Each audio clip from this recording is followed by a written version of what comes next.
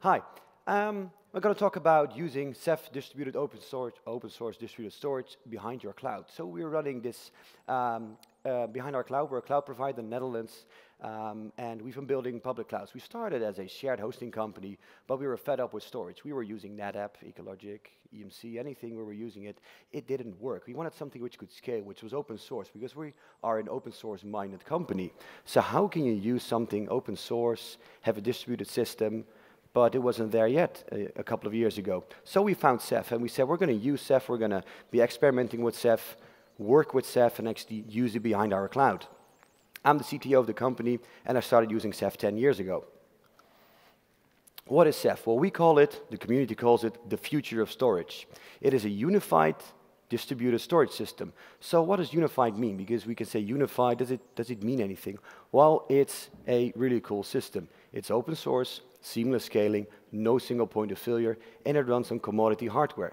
Because usually you buy the most expensive hardware for your storage you can find because you don't want the systems to go down. You say, well, I'll just buy the most expensive system because that's probably the best one, right? And every component must scale. We are scaling out the systems. We want to have big systems without downtime. I always ask the question, who has been watching an rsync or a data migration on Sunday morning, waiting for the data to migrate? You're just at downtime, you're waiting behind your keyboard, waiting, time ticking away, waiting for the system to migrate. But we want to scale out the systems without downtime. So, Ceph, the unified storage. It provides a block device, a file system, and an object store, which is Amazon compatible. So if you're using Amazon, you say, well, I'm going to turn my storage in-house, I want to use Amazon S3, but on my own premises, you can run the Rados gateway. Or you can use the block device behind anything like CloudStack, OpenStack, OpenNebula, or just plain KVM. But the cool thing is it's also a file system. But the heart of Ceph is called Rados, a reliable, autonomous, distributed object store. It's an autonomous system. All the daemons inside the system, they are autonomous. They make their own decisions. There's no central point which tells where data goes or where data is stored. It's all done by calculation. This way, we can scale out the systems. The biggest system I know out there right now running Ceph is 30 petabytes of usable capacity. That's a couple of hundred machines running inside one single Ceph system. So we are using this behind our cloud, but you also have a file system. So you might want to use the block device, and you want to have a drop-in replacement for NFS, you can use CephFS. So that's what we call the future of storage, a unified system with the gateway in there, if you want to use object storage with a block device or with a file system. But the block device, that's usually what people use inside the cloud. Who here is using block devices behind something like their cloud, like OpenStack, like CloudStack? Anybody using iSCSI? I see a few hands coming up. Well, if you want to scale out iSCSI, it's pretty difficult. You're limited to a single iSCSI box, which can scale up to a certain point. But if you want to go bigger, then you have to buy a new system. That's where Ceph comes in again. It can keep scaling and scaling and scaling. So the block device, it's widely used by very big clouds. There are a few names out here. I'm not going to, well, I can mention them, but you can find them on the internet who are all using Ceph behind their cloud because we want to scale out, again, scaling those systems. But features, thin provisioning, so you can oversell your cloud as much as you like. You can hand out 2 petabytes of data to your customers while you only might have 500 terabytes of real capacity.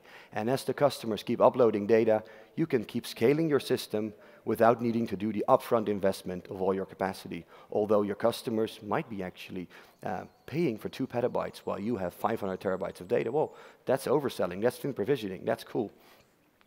Again, seamless scaling. We don't want to go down. If you tell your customers, well, we need to go down for maintenance because we want to scale out the storage. They say, hey, it's no longer 1990. Come on, seriously, do it online. Don't bother me.